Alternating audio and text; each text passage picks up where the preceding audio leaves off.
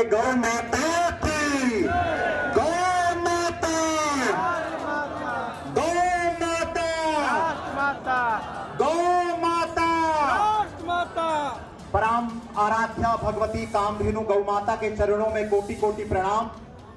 पुण्य प्रयाग क्षेत्र को जो तीर्थ के राजा हैं, तीर्थों के राजा हैं, उनको प्रणाम करता हूं और चारों पीठों के जगत गुरु शंकराचार्यों को नतमस्तक होकर प्रणाम करता हूं, जिन्होंने इस देश के अंदर गौ माता को राष्ट्र माता का सम्मान दिलाने की लहर को खड़ा कर दिया। और बहुत अभिनंदन करता हूं अपने परम पूज्य गुरुदेव के पुरुषार्थ को, जिन्होंने हिमालय से निकलकर हिमालय की मणि की भांति इस देश को जिस गौ क्रांति का सूत्रपात दिया, परम पूज्य धर्म सम्राट करपात्री जी महाराज जी की परंपरा को लेकर इस देश में पुनः शंकराचार्य परंपरा के चरणों में शरणागति में इस गौ क्रांति की लहर को जो खड़ा किया है, अब पूर्व से पश्चिम उत्तर से दक्षिण केवल एक ही गूंज होगी, गौ माता, राष्ट्र माता, गौ माता, राष्ट्र माता, गौ माता, राष्ट्र माता। साथियों, ये बड़े गौरव का क्षण है।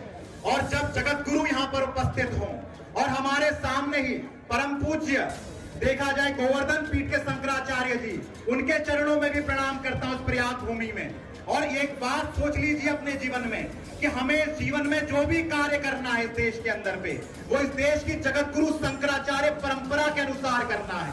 इस देश में कोई भी कार्य अगर सिद्धता को प्राप्त होगा तो बाबा केदारनाथ के उस ध्वज को याद कीजिए, जो स्वयं ऋषभ ध्वज है, जहां भगवान भोलेनाथ ने किसी पार्टी का झंडा नहीं पकड़ा, वो ना इस पार्टी के ना उस पार्टी के हैं।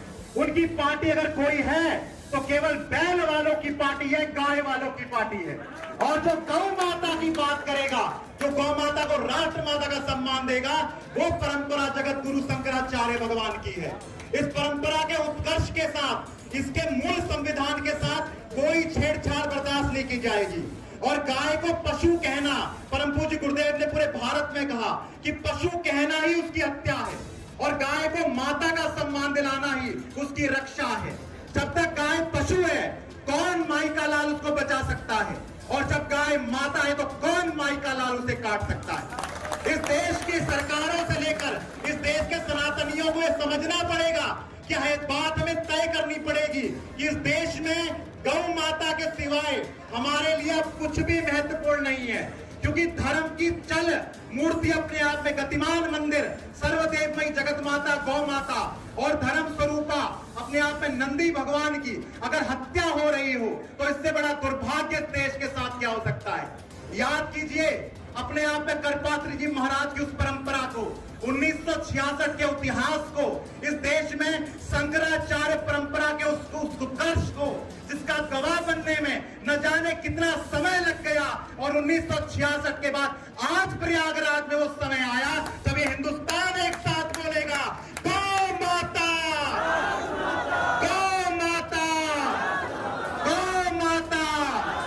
इस देश के अंदर हम केवल गौ हत्या बंद नहीं करना चाहते, हम इस देश के अंदर गौ माता की दुर्गति को समाप्त करना चाहते हैं। केवल गौ हत्या बंद करना हमारा मकसद नहीं है, गौ माता को वैदिक सम्मान दिखाना, उनकी प्रतिष्ठा दिलाना।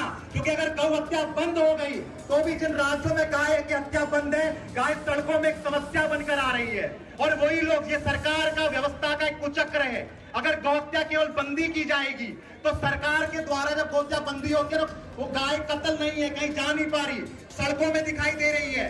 थोड़े दिनों बाद वहां का किसान ये प्रार्थना कर रहा है, इससे अच्छे तो वही दिन थे जब गाय कट जाया करती थी। तो हमें समझना है कि गौ हत्या बंदी भी होगी, लेकिन गौ माता की दुर्गति को भी हमें समाप्त करना है। 1 लाख गौवंश काटा जाता है, लेकिन लगभग 50 लाख नहीं, 5 करोड़ गौवंश समझ लो आप दुर्गति को प्राप्त है। 50 लाख तो सड़कों में घूम रहा है, उन गायों की कौन चिंता करेगा। इसलिए गौ माता को राष्ट्र माता का सम्मान दिलाना सबसे बड़ा काम है देश के अंदर। जिस तरह से जगत गुरु शंकराचार्य के सामने ये शासकों के शासक हैं, और शासकों के शासक के सामने दुनिया का कोई राजा हो, इस पूरी दुनिया का कोई राजा खड़ा कर दीजिए, इस जगत गुरु परंपरा के सामने वो धूल के बराबर नहीं है। उसी दिन जिस तरह इस देश के अंदर में गौ माता को राष्ट्र माता का सम्मान मिल गया, कल्पना कीजिए एक सामान्य व्यक्ति को यदि चुनकर प्रधानमंत्री बना दिया जाता है, विशेष पद दे दिया जाता है, तो उस पर कैसा प्रोटोकॉल लागू हो जाता है। लेकिन अगर यही चीज गौ माता को राष्ट्र माता का प्रोटोकॉल लागू हो जाए, हिम्मत है किसी की सड़क में छोड़ने की बात, गाय को आंख उठाकर दिखा दे, उसे पशु कहकर दिखा दे, ये कार्य इतनी उत्कर्ष का है। और हिमालय के देवी देवताओं की ये पुकार, ज्योतिर्परंपरा, ज्योतिष पीठ की परंपरा को हम प्रणाम करते हैं, प्रणाम करते हैं द्वारिका की परंपरा को, प्रणाम करते हैं गोवर्धन पीठ की परंपरा को और श्रृंगेरी दक्षिण की उस महान परंपरा को, जिन्होंने अभी अपने वीडियो में ये बात भी कही कि अगर माता के बारे में पूछा गया, माता चका, तो केवल धेनु के बारे में कहा गया। मां तो केवल धेनु हो सकती है। और आदि गुरु की इसी भावना का सम्मान करते हुए इस देश में गौ को राष्ट्र माता का सम्मान दिया जाएगा। किसी चीते बाघ को मारना प्रतिबंधित माना जाता है, बल्कि वो पशु है हमारी सभ्यता संस्कृति में। लेकिन देखिए, जो अभी हमारे यहाँ प्रश्न किया जाता है, गौ माता से पूर्व में गंगा जी को राष्ट्र नदी का सम्मान दिया गया। यह सत्य है, उस पर कार्य नहीं हो पाया, क्योंकि गौ माता की तरह नदी गंगा मैया चीख कर नहीं कहती है कि तुम मेरे साथ छलावा करते हो, उसके आंसू नहीं बहते, उसके आंसू देखने वाला कोई नहीं है। लेकिन जगत माता, राष्ट्र माता, गौ माता के ऊपर अगर कोई आग लाएगा राष्ट्र माता के बनने के बाद, तो बताइए कौन सहन कर जाएगा इस देश के अंदर इस अपमान को। इसलिए जगत गुरु शंकराचार्य भगवान के चरणों में प्रणाम करता हूं, चारों पीठों को नतमस्तक होकर प्रणाम करता हूं कि आपके प्रचंड पुरुषार्थ से जो संकल्प गोपाष्टमी को इस देश की सनातनी जनता ने लिया, बस एक चीज कर दीजिए। आपसे अंतिम निवेदन करते अपनी वाणी को विराम दूंगा कि इस देश में हमने ये पार्टी वाला वो पार्टी वाला बनकर बहुत देख लिया। हमने इस पार्टी का भी बनकर देखा, उस पार्टी का बनकर भी देखा। हमने राजनीति के हर तराजू को तोलकर देख लिया।